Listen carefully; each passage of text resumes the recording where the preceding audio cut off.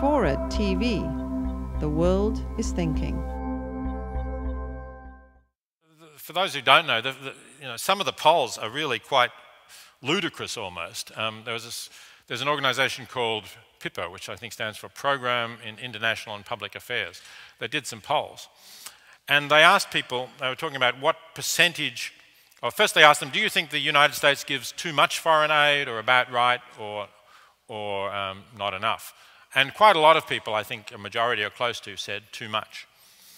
And then they said, well, what percentage of the US federal budget, this is not of gross national income, what percentage of the US federal budget do you think is spent on foreign aid? And the median answers, they did more than one poll, varied between 10 and 20% of the US budget. Right? They then asked people, well, what percentage of the US budget do you think we should be giving in foreign aid? And people said, these people who said we're giving too much, said, oh, between 5 and 10%. Well, actually, we're giving less than 1%.